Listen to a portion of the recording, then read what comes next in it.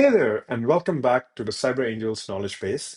In case you're new, my name is Lanjagura, and in case you're a returning user, well, congratulations once again for using Cyberangels and putting your trust in us.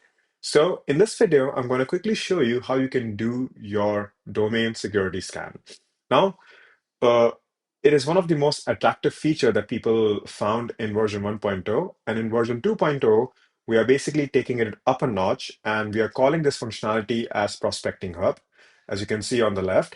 And basically, the idea behind this is when I click on it, is that before, let's say you have a client, or before you are doing anything, you always have different prospects or different, let's say, people asking for audits or different sort of reports before they can trust you and consider you as part of your or consider you to be doing the cybersecurity for their organization or whatever the project is all about, right? So basically, before the client management, the first thing that happens is the auditing and sharing the risk or the problems that you have discovered.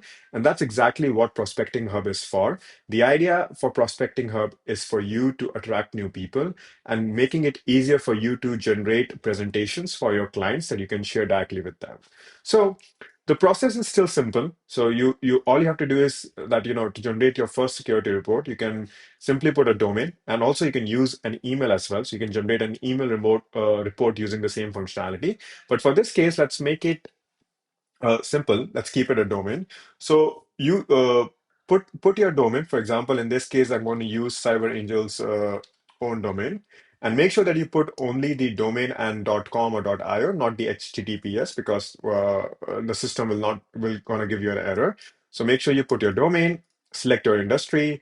We have a bunch of industries selected, which is basically used as a benchmark to understand whether that organization's cybersecurity is doing good, bad, or worse versus the industry standard. So, for example, in case of cyberangels.io, we don't really have information technology right now as part of the industry, but we can always put professional and business services because we do offer some services as well to our clients, right? And let's say our revenue, it's a not the real revenue because we are still a new company. So we are putting revenue as less than 100K, and then we click on add lead, and now you can see that lead created successfully, and now the scanning is in progress. So once the scanning is completed, you will see something like completed. It usually takes around 5 to 10 minutes for this to be completed, and you can come back to Cyber Angels to see the progress. Now, what's going to happen once you see the completed thing? You can simply click on this eye view to see the report, and you can now see a quick dashboard to understand what exactly the scanner has found. This is slightly different versus the previous version where you directly had the PDF report. We have added this one extra layer just for you to quickly understand what the problem is with this particular client. For example, you can see we found 40 things, out of which two are critical, 15 are medium, 11 are low. We don't have an SPF or DMARC validity, which is not good. I have to speak to the tech team. We have a valid certificate. The location from which the scanner did was Mumbai, which is India. Uh, any subdomains which are affected? No. Any open ports? And what are their, let's say, errors? So we mostly have low. We have few medium, but that's okay. Then it also goes one step ahead and try to understand the technologies being used on the website. So you can see the different technologies it has detected, what are the different vulnerabilities it found in terms of CVE, and what's their description as well, so that you get a clear understanding right away that, okay, what exactly these vulnerabilities mean. We look at the infrastructure as well. We already saw it in the overview, but you get a more closer look here in a much beautiful way. And then, of course, security headers. So we are missing quite a lot of security headers, which is not good, but we will work on fixing it, right? Now, in case you want to share this report with your client, once again, the PDF functionality is still there. So all you have to do is click on download PDF, and you can actually translate the PDF into multiple languages. Right now, we have two, three, four, five languages available for you to translate it to. But for this video, let's keep it English. And then once you click on that, it will take you to the actual report. Now, if you remember the white label branding setup video, as I said that, okay, once you set up your logo and colors in uh, in the platform, you will actually start seeing the logo and the colors in your report as well. So you can see the gap entry logo, the black color, and the cyber risk report, the domain, and when it was taken, different index to what is the report, page number two, how to read the report, page number three, summary of your risk. So the first section of the report is pretty easy. It is basically telling what is this report about and why someone should care. Now, remember, this PDF has been created from a perspective that your end user or your end client that you're trying to sell your services to can understand this report as well, right? So that's why the first page is all about what is this report.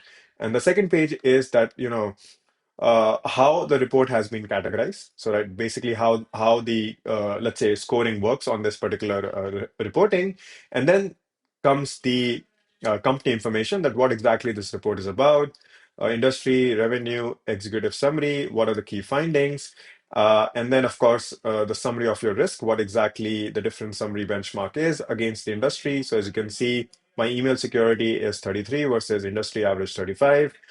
There are no security headers because I have zero security headers, and then vulnerabilities. And then if you go basically on this page, it gives me that, okay, what can be the estimated cost based on company's risk profile? So if I get hacked today, my the snelanjagura.com could probably lose uh, in one day 274 dollars in the business. Ransomware payment could be around 12,000. Let's say if they hack my sensitive data, and a recovery beach can be 326. Now this is basically calculated based on multiple industry standards and benchmarks to give your end client an idea that, okay, if they don't take cybersecurity seriously, this is what can happen, right? So we are trying to build a presentation or a PDF which gives you everything that you need in a presentation to present it to your client, right? And then, of course, we come to risk one by one. So we give the email configuration risk, uh, the website vulnerabilities risk. Okay, what are the critical, medium, and then what else do we have? So the vulnerabilities are quite big in this website, as you can see. And basically, the length of the report also depends upon the number of findings that happens and the vulnerabilities it detects. So that's why this report is pretty much 18 pages long because it has a lot of vulnerabilities that it has detected. You can see a lot of open ports which are at high, medium risk as well. And then uh, pretty much in the end, it's basically a quick summary of your cyber risk in detail. That exactly, okay, if your score is 70 to 100, what exactly that means. If your score is 26 to 70, what exactly that means, and all those stuff, right? So, quickly summarizing, if I come back to the platform, this is how you actually perform your first, let's say, first domain security. Simply put the domain, select the industry and the revenue. Even if you don't know the revenue, you can always take an assumption and try to generate the report accordingly, right? So that's how you do your first security domain scan. If you face any challenges, feel free to always reach out to us. Cheers.